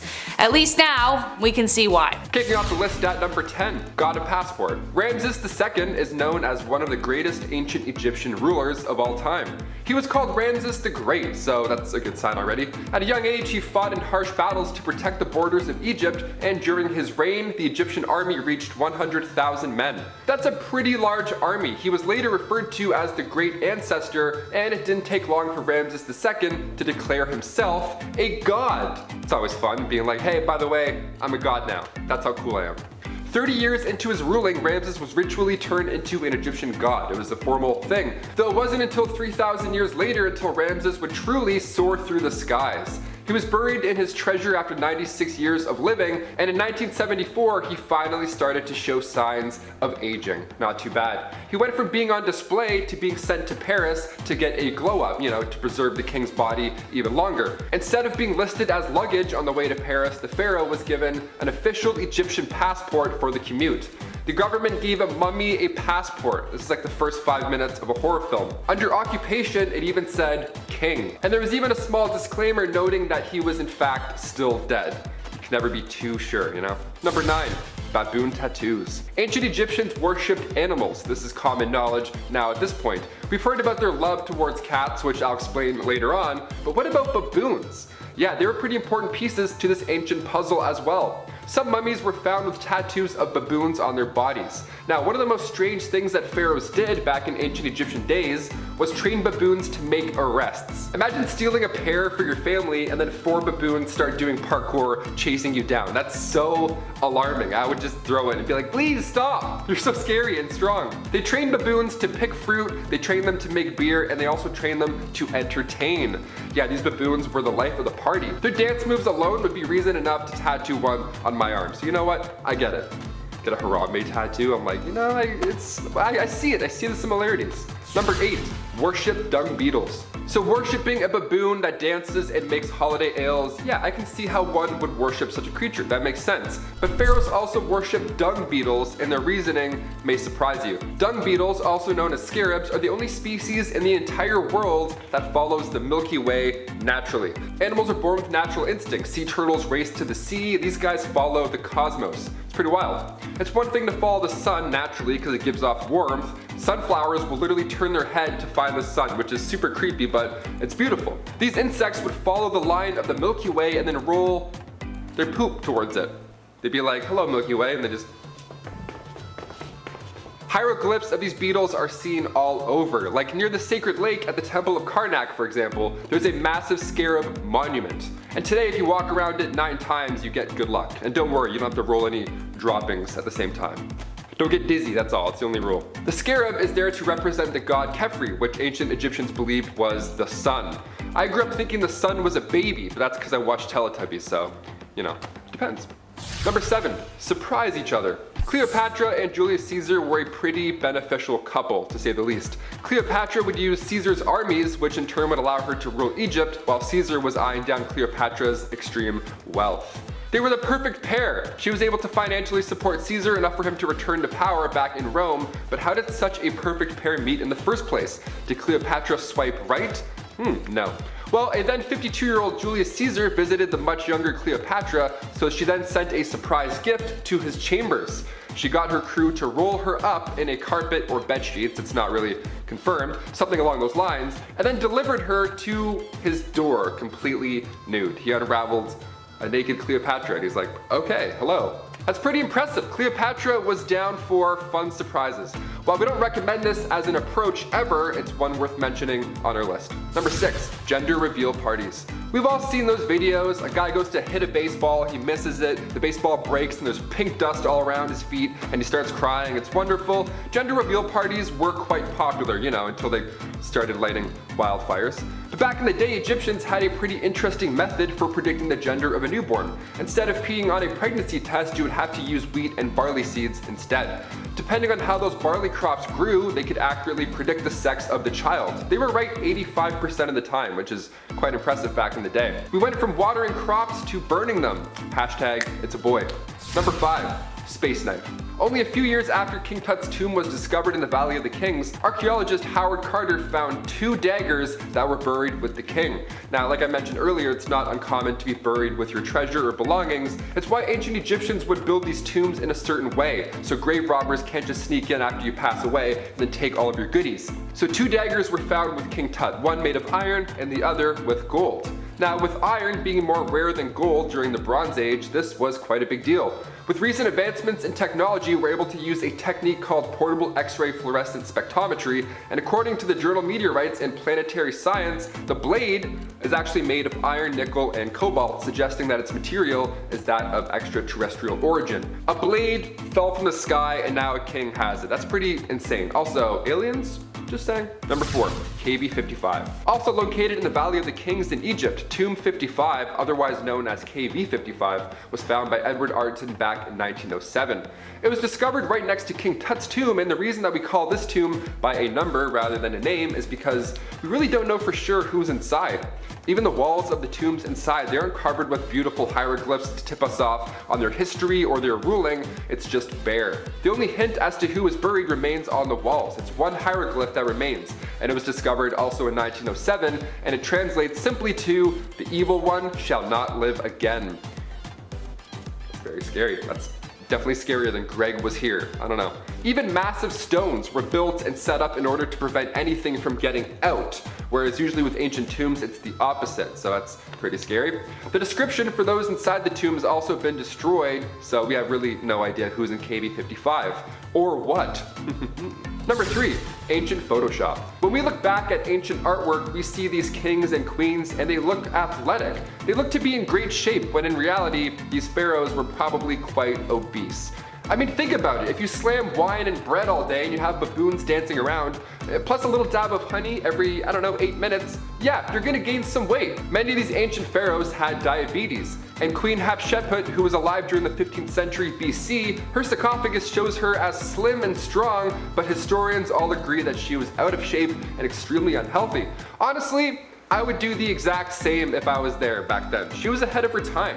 If somebody made a statue for me, I'd be like, yeah, give it an 8-pack, make him extremely jacked and 7'2". Can we do that? Sure, no one's gonna ask questions. I'm Dwayne "The Rock" Johnston, just write it down, please. Number 2, worshipped cats. I am allergic to cats, but I still love them. I still pet them. I ruin my entire night just to get my face right there next to their cute little furry face. But ancient Egyptians, like I said earlier, really loved cats. They respected them, they worshipped them. Even though at the time dogs were respected for being hunters, cats were still considered magical creatures. So if there's ever a cat versus dog argument going on your end of the screen, cats win.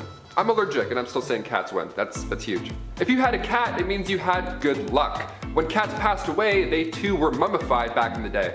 You would think that alone was plenty of respect, but ancient Egyptians and pharaohs went a step further. After their cat died, they would shave their eyebrows off and then mourn until they grew back. That's like 3.5 months of cat depression. That's wild. Next time your friend tells you that their cat passed away, tell them that if they really love them, they'll shave their eyebrows off and then see what they say. Also, you don't have to make your friends shave their eyebrows. Let's leave this one in the past. That's fine. Just be sad with eyebrows. Be like, Number 1, fight a hippo. Egypt's first pharaoh, Menes, although we know next to nothing about his history, there is something there that has historians scratching their heads to this day.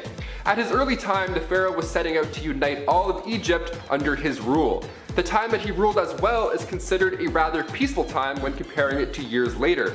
We know that he was well respected, and we also know that after his 63 years of peaceful ruling, he was stomped to death by a hippo.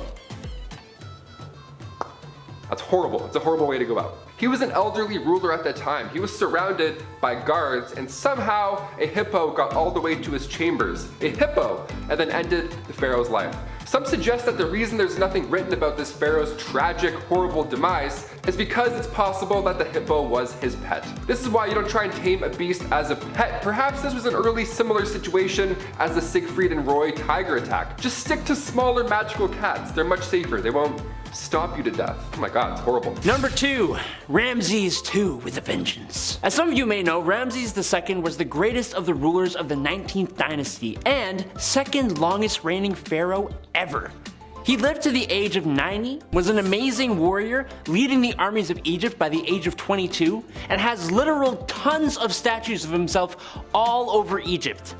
He is also probably a lot of people's ancestor since he had 96 sons and 60 daughters, approximately. So yeah, it was kind of a big deal in 1881 when archaeologists discovered his mummy with a whole bunch of other ones in a secret chamber at Deir el-Bahari. Originally, Ramses was buried in the Valley of the Kings, as he should have been.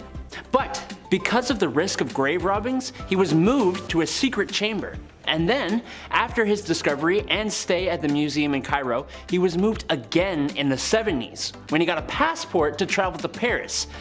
This guy gets around.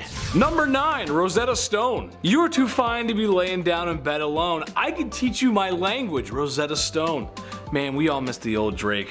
Girl, don't tempt me. Anyway, speaking of diamonds in the rough, the Rosetta Stone. Pretty shocking and important find. What is it? Well, basically it's a large stone tablet that has the same paragraph written on it in 3 separate languages. Why is this so important, you may ask? Well, it's basically helped us learn everything we know about ancient Egypt. More specifically, translating Egyptian to Greek and then to English. Or, since it was discovered by some of Napoleon's people and forces, it would have been in French. To put it in modern terms, it's as if you were back in grade 11 reading Shakespeare and not understanding a single word, but then the bully in school finds the cliff notes for Romeo and Juliet and decides to do a nice thing and share them with everybody. Yep, that makes sense. Good euphemism. That's a good one. Number 8. Khufu's ship. When pharaohs passed on into the afterlife, they put a whole whack of stuff inside their tombs that were meant to come with them into the next plane of existence. It's why we see the mummified versions of their favorite cats and dogs, favorite foods, and tons of treasure. Unfortunately, after you're gone and buried, some opportunistic people are gonna bust down your tomb doors and steal all your stuff. I'd like to see those grave robbers steal what Khufu brought with him. In 1954, archaeologists found out that, among other things, Khufu had a 140-foot boat with his name on it, buried in pieces at the base of the Great Pyramid where he was entombed. It was almost perfectly intact, and after digging it out of the ground, they put it on display at the Solar Boat Museum, right next to where it was buried. Hopefully, that's close enough for Khufu to still use it in the afterlife. Number 7. Mummy Workshop. Here's a recent discovery for you. Archaeologists in 2018 discovered a well-preserved embalming workshop complete with labeled oils. Ooh. What's an embalming workshop, you ask? Well, it's the place where kings go to shed a few pounds. Ooh. By that, I mean have their organs removed to be pickled in jars for the afterlife. My favorite part of this process is removing the brain. Cause, you don't need that. Lots of folks walk around without those all the time. Basically, you get a long hook surgical tool and you find the good pink stuff up here through the nose. After stirring the pharaoh's memories like an Italian baker mixing bread dough, you flip the royal over and just let that all drain out until she's empty. I legitimately get queasy when talking about this stuff. That's not a joke. I seriously do. But you know what? I'm glad we found the place, and smarter people than I understand it. All I know is that if an Egyptian embalmer asks you to lick the spoon, you say no. Don't do it. Number 6. Construction Manifest. You know, a lot of people include the Great Pyramids of Giza on their list of Egyptian discoveries.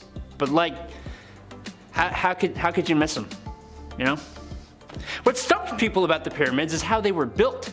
So for our next discovery, how about the discovery of a port in 2013 that had a piece of papyri? Isn't that so much more exciting than a massive 138-meter tall building? The piece of papyri actually was a sort of manifesto for those massive buildings. It basically said the limestone used in the Great Pyramid was shipped from a quarry at Tura to Giza along the Nile River.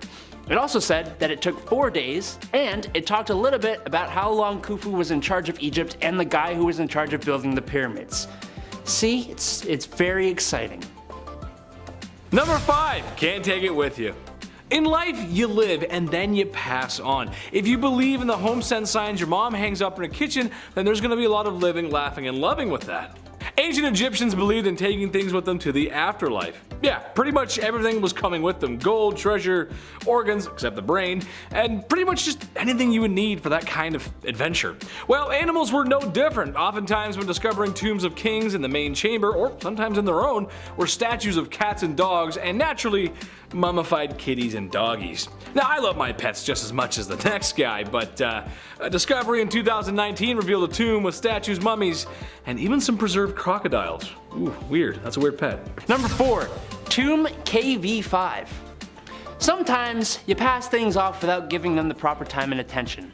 Like the fact that your middle toe on one of your feet is a little longer than the same one on the other side, and you're like, it's probably fine, but it's actually a mutation that all of your ancestors had, and it's the reason you can walk faster than everyone else. Not that that's happened to me or anything, but the archaeologists of Tomb KV5 know what I'm talking about, sorta. Basically, KV5 was not studied very well, and in 1995 it turns out that it was actually one of the largest tombs ever created in the Valley of the Kings. So far, we have found around 121 chambers and corridors, and we think there will be 150 total. The tomb was used for the sons of Ramses II, who, as we know, had over 100 kids, so the size of the tomb kinda checks out. So far, we've only confirmed 6, but there are likely to be around 20 of his sons down there. Number 3, the Pyramids of Giza. A lot of people include the Great Pyramids of Giza on their list of Egyptian discoveries, but like, how could you miss them? Okay, obviously people can see these bad boys from miles away. It would be kind of hard to lose something like that, as Adam said. But then again, as a man, I take pride in losing my car keys every time I need to use them. But more specifically, it was the discovery of the inner chambers of the pyramids that really kicked off archaeology. The verdict? Well, these pyramids not only hold riches and riches of historical knowledge, but the engineering involved is out of this world, which, you know, is kind of how some people think they were constructed today. The complexity and craftsmanship still has people scratching their heads. As for me, I believe that with enough careful planning and engineering, mixed in with a whole heap of forced labor, you can just get about anything done. There's still much to be learned about these giants in the desert. Ooh. Number 2, Aten. Even today, we are still making huge discoveries in Egypt. I mean, maybe not specifically today, April 27th, or whenever you watch this, but in this day and age. In 2020, we discovered a 3,000-year-old city buried in the sand, and it's probably the biggest discovery since our #1 spot. The city named Aten, or the Rise of Aten, is the largest city of its kind that we have found and gives us a really good look at life during Egypt's most profitable era. That would be the rule of Amenhotep III. Amenhotep IV is his son, who would drastically change the country's direction. Following his father's death, the fourth changed his name to Akhenaten, abandoned the old Egyptian gods besides the sun god Aten, and moved the royal seat from Thebes to the new city of Akhetaten, which is known as Amarna. He was a weird one, but this city wasn't weird. It was impressive, with an administration area as well as residential districts, production area where mud bricks, amulets, and other goods for buildings and temples were made, along with a bakery. Yeah, I love my croissants covered in sand too. Number 1, King Tut, the man, the myth, the legend. Besides the pyramids, the sand, and the hot sun, nothing is more famous out of Egypt than King Tut. Well, why is this? Is he not just another royal bro who's just big chilling in his tomb? Yeah, sort of, but his tomb is very unique actually. Unfortunately for Egyptians and archaeologists alike, a lot of the tombs have been cleaned out by grave robbers and crooks, some of which are just long gone. The stuff could have been heisted at any point really, we're just not sure. King Tut's tomb, however, was pretty well untouched, and because of this, we got the chance to learn about a king who really didn't do too much. I think his sarcophagus stands out the most, the gold and the blue. It's beautiful, I love it, it's good aesthetic. Number 10, mummies. This should come as no surprise to anyone, but yeah, mummies. Well, not the first and not the last civilization to mummify their friends and family, ceasing to exist, they are probably most known for it. Well, that and maybe the pyramids. The pyramids are pretty cool, I guess. The process of mummifying or preserving the body was thought to be important for the soul during the afterlife. If the vessel or your body was not intact, then your soul could get lost. Therefore, if you want the pharaoh to live forever in the afterlife, then you must pickle and preserve the mighty king. I don't want my soul getting lost. Number 9, 40-year-old's worst nightmare. Despite my best efforts and anti-aging cream, there will come a time when I will be old. Personally, I'm not worried about putting some mileage on. That's life. However, something I am concerned about is the effects of aging. Have you ever just noticed that you ain't as limber as you used to be? You get tired easily, and if you have more than 3 beers, you have to lay down for 3 days. However, something that happens to a lot of men reaching their 40s is a little trouble in the bedroom. This was an issue in ancient Egypt, except sadly, there wasn't a messed up process to fix impotence. I know, right? That's crazy. You thought I was gonna say something weird like wrap a snake around it or something. But no. When in modern times the cute waitress at the golf clubhouse just doesn't get your blood pumping anymore, you could reach for a small blue pill that everybody knows. Egyptians did not possess such luxuries and instead prayed for the Pishadil to work.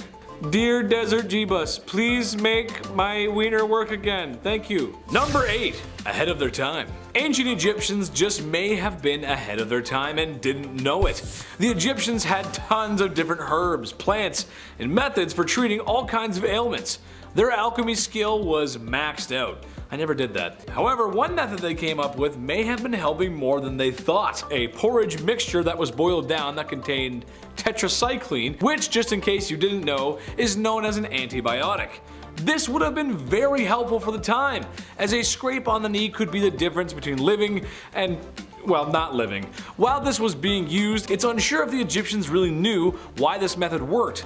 We doubt they understood the finite details of antibiotics, and I'm not going to stand here and pretend that I do either, because I don't. Number 7. Tales from the Crypt Keeper. You didn't think I was going to talk about mummies and not talk about how they make them, right? Hold on to your spittoons, this is going to be a rough one. Okay, so we all know that when we pass on, our bodies begin to decay and break down. The Egyptians knew this, so they would have to be one step ahead if they were to have the king pickled in time for the afterlife. Well, first things first, the brains? They gotta go. They would remove the brain with a large spike and sort of mash it up there and well, then they drain the contents from the nose, which that is just disgusting. Stomach, colon, and lungs, well, those won't be needed in the afterlife either, so they gotta go too. But the heart stays though. That's where the soul is. The king was then dried out with mounds of alkaline salt in the world's best beef jerky impression. Afterwards, oils were rubbed into the skin and eventually a resin was applied to aid in the linen wrap sticking to the body, making for that distinct Tupperware brand airtight seal. The pickled king was wrapped numerous more times just to be safe, and then, if he was OG enough, placed into a sarcophagus, and if you're really cool, you'll get your own room full of gold and treasures, and your pet Whiskers, which is a cat, and be mummified because, well, you need him in the afterlife too. That is one heck of an undertaking process. And to be fair, it kinda worked, because there have been a few mummies recovered from Egypt, and they're in amazing condition, considering the age, of course. Number 6, a little off the top. Okay, without the comment section oversharing here, some people have had circumcisions and some haven't. It's a part of life, okay? That's how it goes. Debatable to some, but it happens. This was a common practice in ancient Egypt, claimed to be for hygiene reasons. However, there's something a little bit different about their process. See, today it happens when you're a baby. A strange man comes in the room, and he cuts what he has to cut. L'chaim, it's done. There it is. That's it. It's over. Egyptians waited a little longer, however, closer to the age of 12 or 13. Can you imagine just chilling in the field one day, and then some strange dude grabs you and slaps you down on the table and makes a withdrawal from you to meat and veg? I talked to the chief today, and he just said that's not it. Don't do that. Number 5, bloodletting. The practice of bloodletting was common all over the world, but it may have gotten its start in ancient Egypt. It's a quite simple procedure, really. Black bile out of whack? Lose some blood. Can't stop coughing and sneezing? Drain some blood. Been possessed by demons and now they curse and haunt you as they run up and down your bloodstream?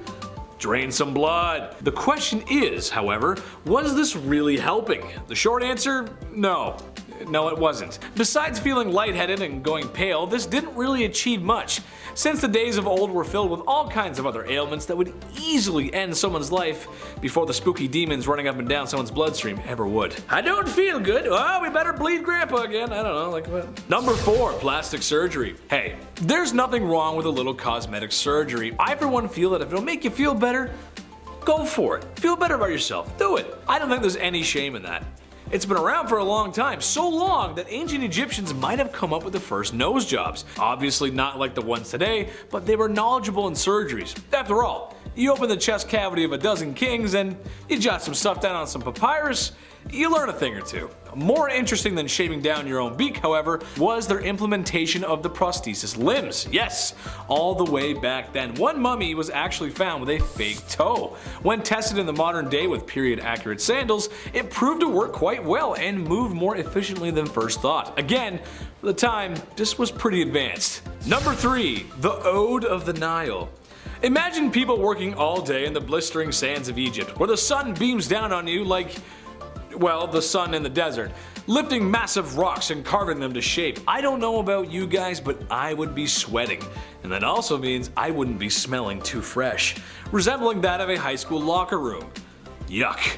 Well, the Egyptians knew this was an issue, so they came up with what was probably the first underarm deodorant, using nice herbs and other items that had pleasant aromas, and stuck them where the odor was coming from. In your armpits. I just know that after a long day of hard labor in the sun, I would need more than cinnamon sticks and lavender to tame the odor of my sweaty lumberjack armpits. That's just how it goes. Number 2, the Egyptian Brazilian. The 70s have come and gone, and a popular trend today is to be hairless. Everywhere. Even in places where you didn't think it was possible to grow hair when you were younger. Egyptians took it upon themselves to remove all their hair. Well, at least most of it. Not because the Nile River had nice beaches, but because of lice. Oh, yuck. While not an exact cure for the itchy bugs that plague schools across America, it did seem to help. And if you've ever had lice before, you know how bad that sucks. I had them once. It was the worst. Cut my hair, shape my head. Lots of baths. It's no fun, man. Too cute for that. I don't want that. Number 1, Wario breath. Wow. Okay. It makes sense that Egyptians would come up with breath mints and mouthwash. They fed their laborers diets of foods that contained a lot of onions and garlic. Sure, I'm just like everyone else who cooks. And when the recipe asks for 1 onion, maybe I put in 2. When it asked for 2 cloves of garlic, maybe I put in 4. You gotta love that flavor. It was thought that they help fight off disease, and they were kinda right. However, after eating all that flavor, your breath would be something rancid. So herbs and mints were used to help quell the breath that could peel the paint off of walls. Thank God. Kicking off the list at number 10, Ramses II. Ramses II, part 2, you see what I'm doing here. He's considered one of the greatest, if not the greatest pharaoh of the 19th dynasty. Ramses II is still considered the ruler of rulers. It's not a bad title, not bad at all. In year 30 of his reign, Ramses II was ritually transformed into an Egyptian god. Not bad. I'm turning 30 in a few years. I hope someone turns me into a god. Or gets me like a bike. One of the two, I'll take both. So it was only fair if the spoiled pharaoh erected a bunch of statues of himself. Yeah, big selfies. Ramses put up more selfies than any other pharaoh in history. Most famous of them, the temples of Abu Simbel. There lies a monument dedicated to the late Queen Nefertiti and the Ramesseum. We kicked off a part 1 with Ramses signing the first ever peace treaty, so for part 2 we had to show some of the glamour side of him, you know? Number 9, over 100 children. Who is this guy, Nick Cannon? Ramses II is the father to over 100 children. With that, of course, came the 200 wives, otherwise ow and how, if it was just one person. Ow and how, you know? It's guesstimated that Ramses had 96 sons and 60 daughters. Of all those children, Ramses outlived a lot of them. It's almost like living as a king helped, perhaps, maybe, I don't know. Maybe you ate better. Maybe, just a hint. Just an idea. Eventually, Ramses was succeeded by his 13th son with his favorite queen, Queen Nefertari, giving her the fanciest tomb in the Valley of the Queens. Nefertari's tomb contains paintings that some consider are the greatest works of ancient Egyptian art. Not bad, I had like baseball wallpaper on mine growing up. Tomb QV66, he spoiled his lady, look at this. We gotta love him. Her tomb is 520 square meters covered in beautiful art, but in 1904 when Nefertari's tomb was rediscovered, all that was found was her mummified knees. Yeah, all that was left was her kneecaps. Who does this? Raiders had stolen all the treasure prior, sometime in the many moons she had been lying there, and they even took her body and left her knees. Like, what? Monsters.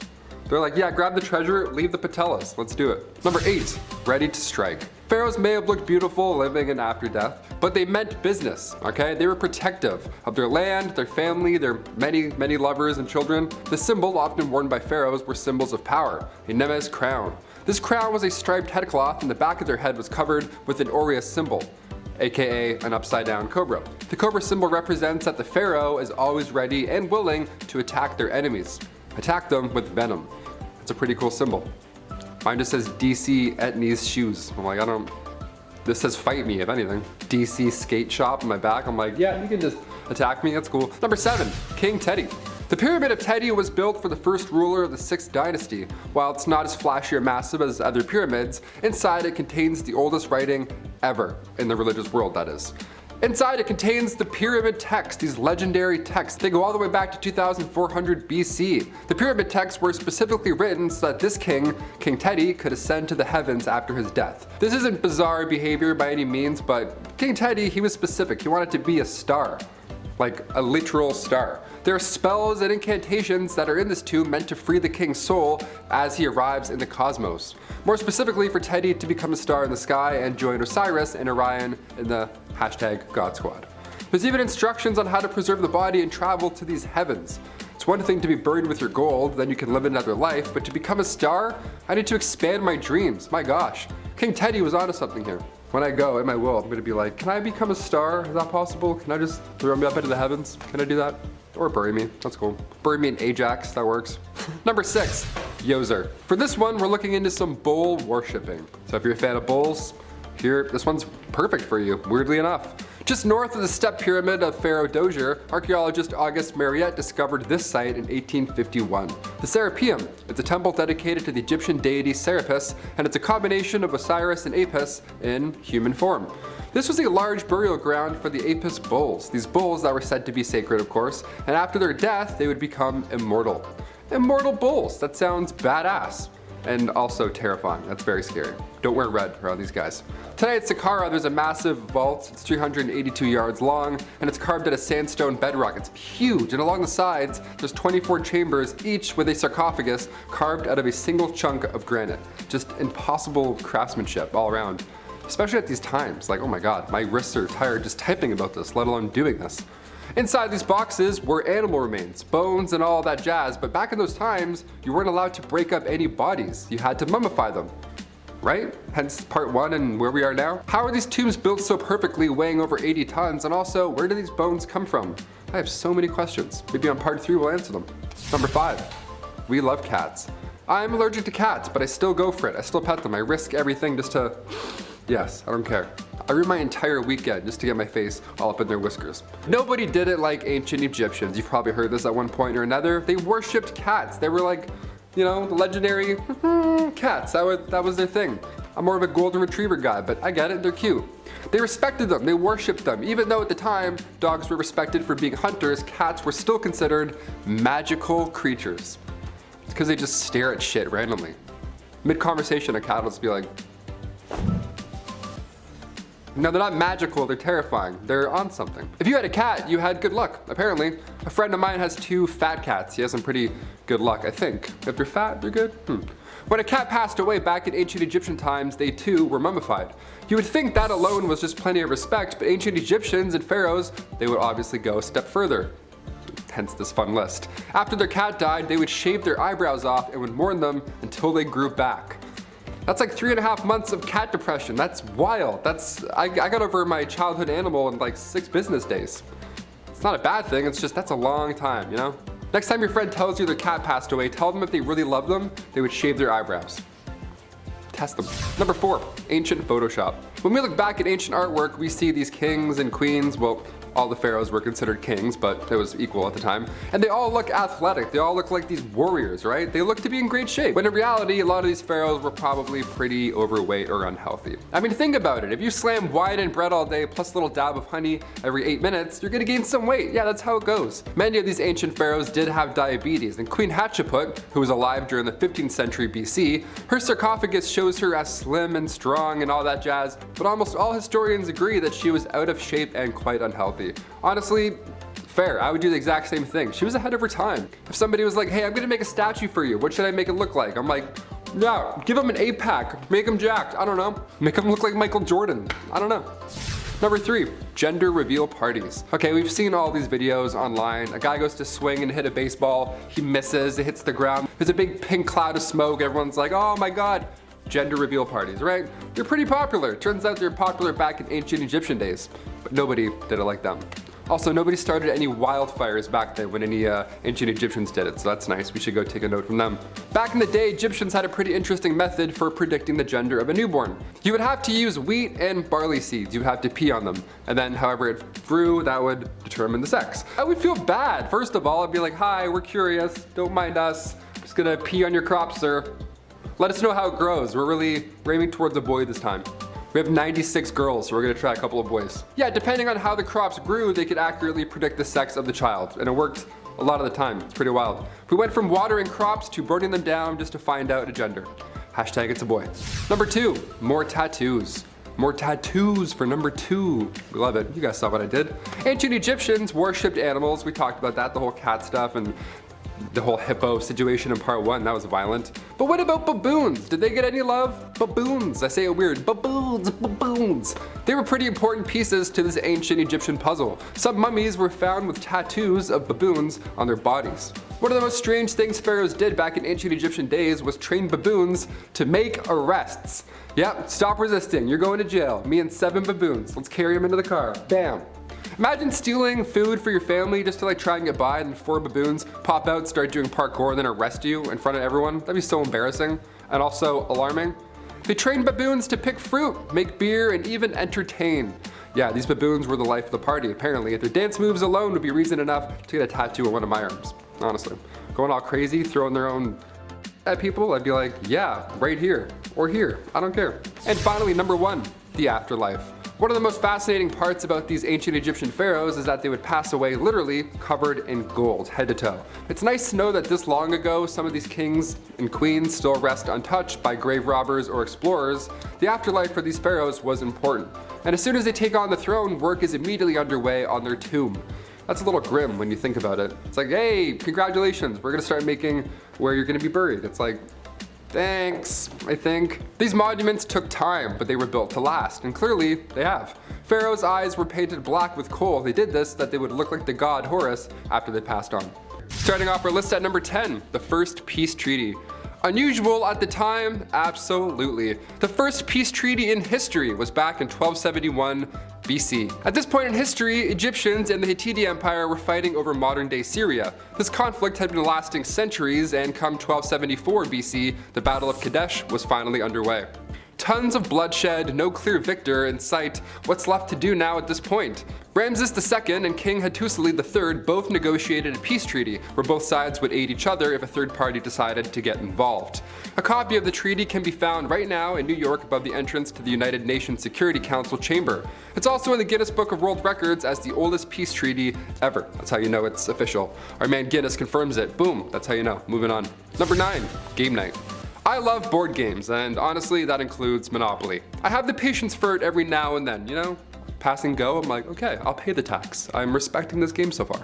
But ancient Egyptians, turns out they also loved board games. Dogs and Jackals, Mehen, Senet, and 20 Squares. Those are some popular games. Mehen was played during the pre-dynastic period, around 2500 BC, and the goal here was to reach the center of the spiral. The board was a coiled snake almost. Senet was the most popular game. Kings and queens alike would play this one. Senet had a long board with 30 squares painted on it. Of course, the rules are still unknown, heavily debated, just like Monopoly today. I'm like, is it 200 or 100? Are we sure? But now we have some ideas how Egyptians played Senet. There were 3 rows of 10 squares, the last 5 were always decorated. Now it's assumed this game was themed on the afterlife. Plus King Tut was buried with one of these boards, so that's definitely something to do with it. And there's also some paintings of Queen Nefertiti playing Senet, so you know it was addictive. It looks a lot like chess. Imagine playing a pharaoh in chess. My palms are already so sweaty. Number 8, glamour. Makeup in ancient Egyptian culture was key. Not only did they wear makeup and smell good because they wanted to resemble the very gods they believed in, but makeup had a practical use as well in the daily life of a pharaoh. They believed makeup gave you protection from the gods Ra and Horus. They would put together these beauty kits by grinding down malachite and galena, and then they would create the substance called kohl. There wasn't a lot of blending back then. Makeup was often applied directly to the skin using wood or bone. And it wasn't just the ladies as well. Men wore makeup and perfume. Of course, you gotta look good and smell good. Be like, have you seen them? What? I wanna wear some of this. They smell like beautifulness. They smell like the afterlife. They smell amazing. Egyptians believed makeup had healing abilities, and honestly, they weren't wrong. Makeup back then had enough lead in them, so eye infections would stay away, ideally. Number 7, Cleopatra's methods. Male rulers took the name Ptolemy and queens were Cleopatra. Her lineage runs deep in the heart of Egypt, but Cleopatra, fun fact, she was not actually Egyptian. She was the last Greek ruler of Egypt, and after Alexander the Great's death in 323 BCE, Ptolemy then took over Egypt, which in turn launched this new wave, this dynasty of Greek rulers that lasted centuries. As Cleopatra got older, she was determined to learn Egyptian, and due to political structure, she started to style herself as the goddess Isis. And then in comes Julius Caesar. Julius Caesar had a history of his own, obviously, and his, rather than family and power, was filled more with, you know, lust more than anything. He was known to sleep around and then use their power after doing the dirty. When these two crossed paths, history was never the same. In October of 50 BCE, Cleopatra had fled to Syria. Once there, she established an army and returned 2 years later to face her brother. Cleopatra knew that during this time, she needed all the support she could get, specifically now from the Romans. At the same time, Caesar was looking to collect debts from Cleopatra's father, so they both relied on each other in some way. It was a match made in heaven. Your most compatible has been updated. Right swipe. I would right swipe on Alexander the Great for sure. I'd be like, who's this handsome man? Nicknamed Bald Adulterer. Okay, you know he's trouble. Number 6, King Tut. One of the greatest mysteries is of course the history of the young King Tut. The young boy became pharaoh at just age 9 in 1332 BC, but during his time of ruling, the young king had to face a country in conflict. Egypt and Nubia were going head to head over land, and not even 10 years into ruling, the young pharaoh died at age 18. It wasn't until 1922 until he was seen again. Howard Carter discovered the tomb of the lost king, appropriately in the Valley of the Kings. This is where we could have been more careful here in history. Sure, it's exciting finding mummies and discovering your history and all that jazz, but when King Tut was discovered, they tried to move his body out of the oil that coated the coffin. But in doing so, they damaged him, so now it's next to impossible to tell what really took his life at such an early age. We have some ideas though, it's not entirely hopeless. It's believed right now that King Tut had a broken leg. After some 3D scans were done, it appears the king wasn't in the best shape prior. He may have fallen off of a chariot. So if Tut passed away at an early age out of nowhere, this could mean another mystery is afoot. Number 5, Queen Nefertiti's resting place. So yes, on one hand, 3D scanning technology is vital when it comes to these ancient sites. We're able to figure out King Tut's medical issues from thousands of years ago. It's impressive, it's great. But thanks to this new technology, we're also finding hidden chambers in these tombs as well. Another theory surrounding the queen, the lost queen Nefertiti, is that King Tut's chamber was actually meant for her. The former antiquities minister doesn't believe this at all. He strongly stands by his belief that the lost queen was one of the female mummies found in the Valley of the Kings. But King Tut passed away at age 19, so many believe that his own burial chamber at that point wasn't even built yet. So instead, they had to use hers, they had to improvise. A radar survey conducted around the tomb in the Valley of the Kings shows us a possible hidden chamber, right behind the north wall of the burial chamber. We still haven't found her final resting place, but perhaps this recent 2021 discovery of an ancient city will hold us off until then. Look at this. We missed this on the news. Where was all this? Crazy. Number 4, a fake beard. Not really unusual considering the times, but this is definitely worth a mention. Long before Cleopatra, Hatshepsut was the first woman to obtain power as a pharaoh. She was the 6th pharaoh of the 18th dynasty, and there were only just a few that were women in total. But during her reign back in the mid-1400s BC, following the death of Thutmose II, she was determined on being portrayed as a male. This was her goal, this was her vision. The pharaoh, fake beard, massive muscles, historians believe this was done as an act of politics. It was done on purpose to make a point. After her passing, come 1458 BC, her stepson then took the throne, Thutmose III. And then he destroyed everything in her name and image. Well, mostly everything. Number 3, no more religion. This was a huge deal in ancient Egypt, rightfully so. The pharaoh Akhenaten thought it would be a great idea to just end multiple religious beliefs. Yep, just stop. Okay, now we just do the one. Traditional Egyptian culture would believe in multiple gods, but this pharaoh couldn't keep up, so he convinced everybody to believe in just one god, Aten. Well, only days after his passing, the people of Egypt said, screw that, we're gonna go back to multiple beliefs. That was working a lot better for us, thank you, sir. And then also we're destroying every piece of evidence that involves you for trying that nonsense. Yeah, temples, cooking pots, anything with his image, gone and ideally forgotten. It wasn't until the 19th century when we realized this pharaoh once ruled. Number 2, hippo problems. Do you have any idea how fast hippos are in real life? I had no clue my entire life. They're really fast. They fly at you. They're like dinosaurs. Hippos can run as fast as 50 kilometers an hour. Yeah, I'll just lead with that. Pharaoh Menes was Egypt's first pharaoh ever, so it felt fitting to include some pet problems in our list.